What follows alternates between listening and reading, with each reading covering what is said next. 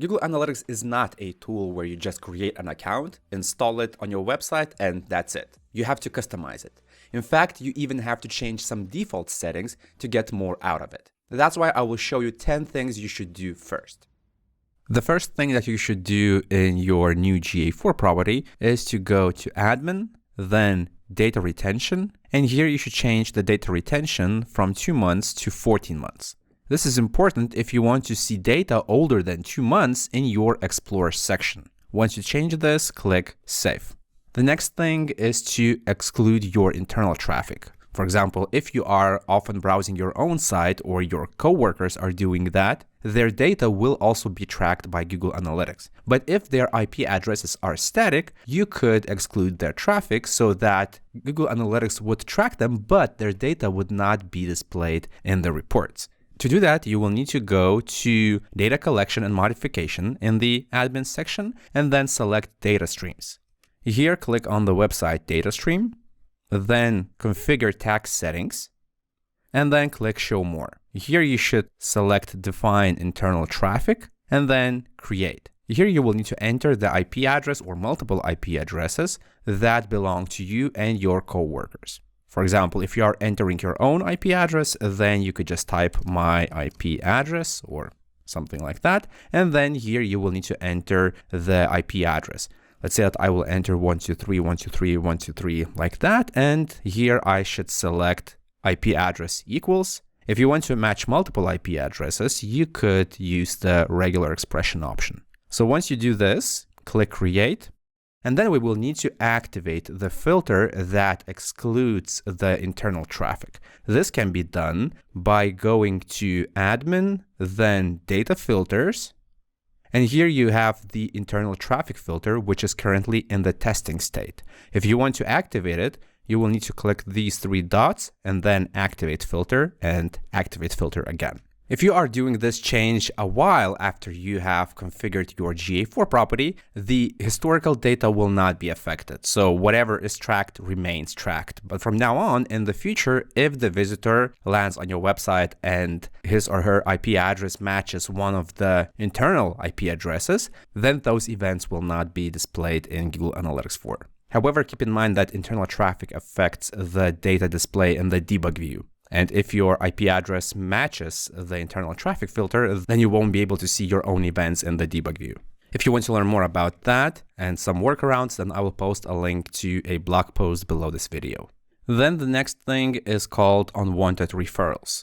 This is useful in situations where you have payment gateways integrated with your website. The visitors can complete purchases, and that sometimes might mess with your attribution. To avoid that, you could go to Data Streams, then select your website data stream, and here click Configure Tax Settings. Then click Show More, List Unwanted Referrals, and here you can enter the domains of your payment gateways that you are using. For example, paypal.com or stripe.com or something else. If you don't know what domains should you enter here, then you can collect data for a while, maybe for a week or so, then go to traffic acquisition reports. For example, I have those reports right here in the reports section, and then acquisition and traffic acquisition. And if here you will see certain refers, well, you can do that by going to source and medium. So if you start seeing some unwanted referrals here, then you can include their domain addresses in the list of unwanted referrals. Right now, this is a new property. I don't have any data. That's why this report is empty. The next thing is important if you are dealing with multiple websites, and I mean multiple domains, and those domains are part of the same user journey. To properly track as visitors go from one website to another, you should go to Admin, then Data Streams, select your website data stream, then Configure Tax Settings, and then select Configure Your Domains. And here you should list the domains that are part of the same user journey. For example, mywebsite.com, and then I have another website.com. Of course, these domains should be real domains.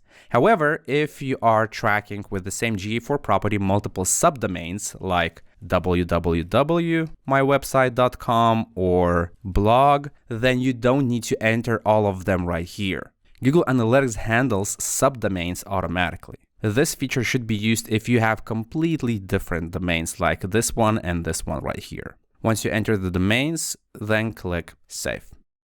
The next tip is useful if you have already collected your data for a while, let's say at least several days, and then you realize that some page URLs contain personal information, for example, address or first name or last name or something like that. Tracking user data like this goes against the terms of service of Google Analytics, so you should redact this data before it is sent to Google. For that, there is a feature called data redaction. You can go to the admin section, then data streams, select your website data stream, then click redact data.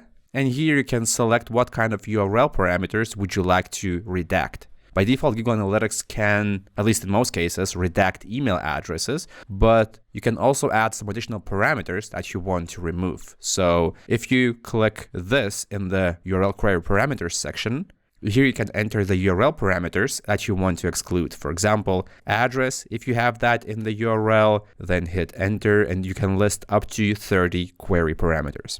One of the ways how you can check what kind of URL parameters are you tracking is to go to Explore and then select a blank exploration, and in the dimensions select page location. In metrics you can select views, then add these two items to your report. So rows is page location and then values is views, and then you can also add a filter where page location contains a question mark. So whatever goes after the question mark is URL parameters. This is one URL parameter, then we have another parameter, and so on. So you could sift through the list of your URLs, at least some of them, check if there are any red flags.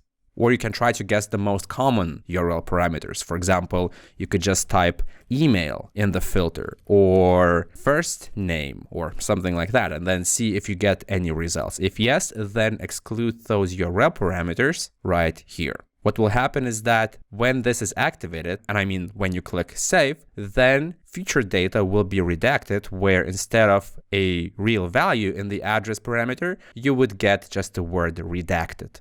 Also, another way could be for you to export this report with URLs that have question mark, and then you could try to play around with the data in, let's say, Google Sheets to find out what kind of URL parameters are being used.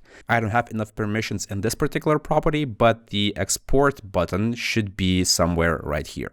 So once you list all the unwanted query parameters, then click Save. Another thing which is available in Google Analytics is enhanced measurement. It's a suite of features where you can track certain interactions on the website. And some of those interactions are related to embedded YouTube video players on your website. Even though Google Analytics tracks automatically some events and some parameters, not all of that data is available in the reports right away.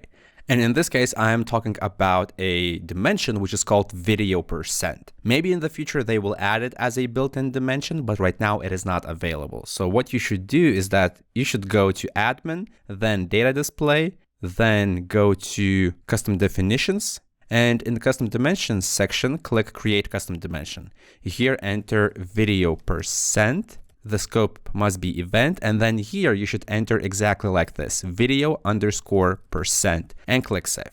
You should do this if you actually have embedded YouTube videos on the website. If you don't, then you don't have to register the custom dimension. Also, maybe in the future when you're watching this video, maybe Google has already added a video % dimension. You can check that by going to the Explorer section, then select blank. And here in dimensions, click plus and just enter video. Right now, these are the dimensions that are available in the property. So if you don't see the video %, then create a custom dimension. Since I have just created it, it still needs some time to appear in this report. Maybe the refresh will help. So let's try again, click plus and then video. No, I still don't have it. So it will appear a bit later. Another thing that you might want to enable is related to the demographic data of your visitors. So if you go to reports, one of the sections here is user attributes. And here, if you go to demographic details, of course, right now I don't have any data, but here I would have a report with things like age, gender, and interests. By default, Google Analytics does not track this data. But if you want to have this in your reports, then you will need to enable Google Signals. To that, go to Admin, then Data Collection, then Turn On and Turn On. I mean in the Google Signals collection section right here. So from this moment, Google Analytics will start collecting additional data about the visitors. Of course, it will not be able to get the data of all visitors. Some of them will still be displayed as unknown in your reports. But at least for some of them, you will be able to see things like gender, age, or interests. But of course, look at that data with a grain of salt.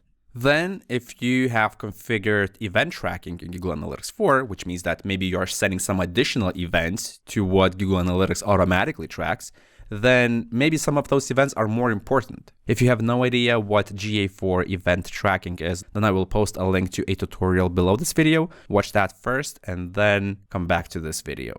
So once you have configured at least some additional events, for example, form submission tracking, then you should mark some of those events as more important ones. Regular events are called just events, but more important events are called key events. Previously, they were known as conversions. So if you have an event called generate lead that is tracked when the visitor submits a sign-up form, then you should go to Admin, Data Display, Key Events, and then New Key Event. And here you should enter that name of the event that you want to treat as a key event. This will make some additional metrics work in your GA4 reports. So click Save. If you want to learn more about key events or key event rate, then I will post some links below the video. The next thing is related to advertising reports, because in Google Analytics, there is a section called advertising. But to unlock this section, you have to connect your Google Ads account. So if you have Google Ads account, then click Get Started here, or you can just go to Admin, then in the product links, click Google Ads links, then click Link and follow all the steps to connect your Google Ads account. After that, the advertising section will be unlocked, and as the time goes by and you collect more data, those reports will start showing some data.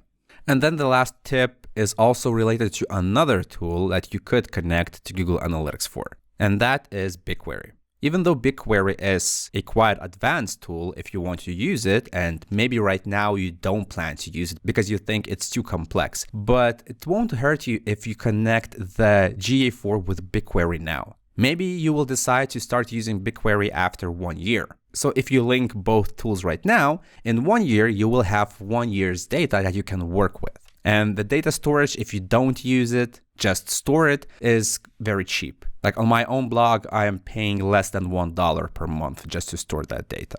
To link BigQuery, you should go to Admin, then BigQuery links, link, and complete the steps that you are asked. If you want to learn more about this particular connection, then you can click the link and read the documentation. My goal in this particular section is to tell you that you might want to connect BigQuery, but I did not intend to show the entire connection process because the video looks like it's already quite long. And these were 10 things you should configure in any new Google Analytics 4 property.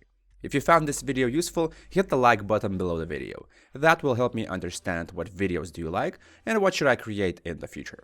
Also, if you want to learn more about Google Tag Manager or GA4, then subscribe to this channel. My name is Julius, this is Analytics Mania, and I'll see you in the next video.